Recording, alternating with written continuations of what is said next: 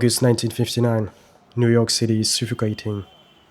Miles Davis, the coolest man in jazz, is standing under a marquee glowing with his old name in giant neon letters. He's just finished a set at Berlin. He's the king of the world. A white cop's order, a refusal to bow down, and a sudden violent crack to the skull. In the blink of an eye, the khaki suit of the world's greatest trumpeter is turning deep red. This wasn't just an arrest, it was a collision between a man who refused to bow down and a system designed to break him. As Miles Davis recalls, the night had started with the usual buzz of a high profile broadcast for the Armed Forces radio. That night, Miles is playing with his new sextet. The air was thick with that oppressive late summer humidity as Miles walked a white girl named Judy to a taxi. He stayed on the sidewalk for a moment, drenched in sweat, catching his breath in front of the club. When Officer Gerald Kilduff ordered him to move along, Miles didn't flinch. Many people were hanging around, yet Miles was the only one ordered to clear out. He pointed to the marquee. His name was right there in lights, but the badge didn't care about the billing. The officer threatened an arrest, and the tension spiked. Miles, an avid boxer, sensed the cop fighting stance and closed the distance to neutralize a potential swing.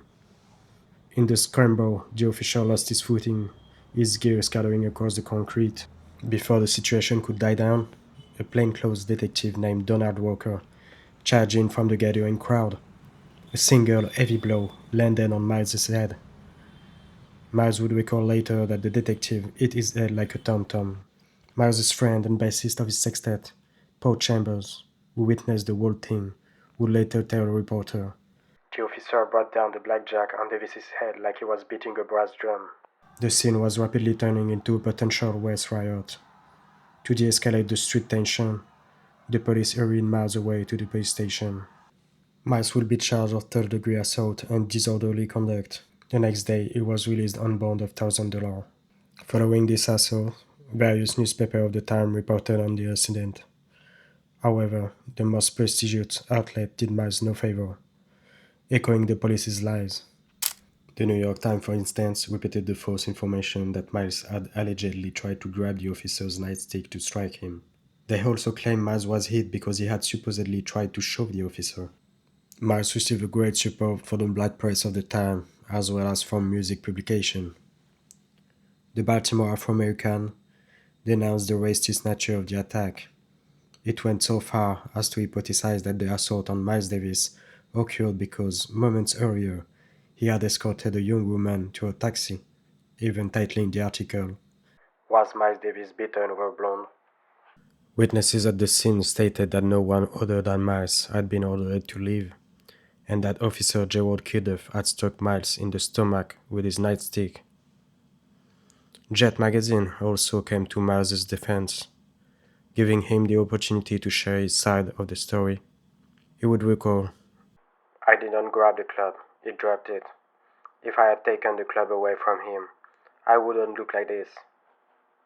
In the music press, Downbeat magazine highlighted the contrast between the attack and its location, noting that the area where Miles was standing was a well-known gathering spot for musicians to cool off and smoke a cigarette between sets.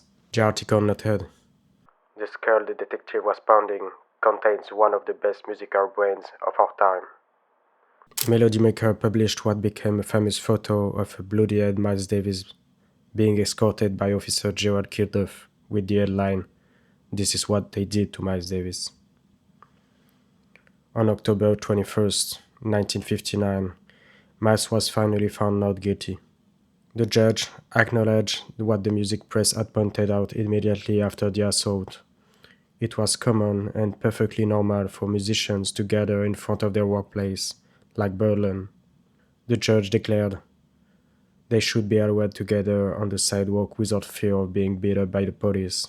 The judge said the prosecution witnesses had not shown that Davis had been loud or violent, or had necessarily obstructed the sidewalk outside of Berlin. Davis still faced a charge of simple assault, which would be heard on November 19 of the same year.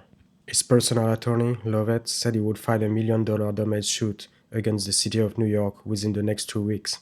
Davis, on the other hand, apparently didn't want to go through with it.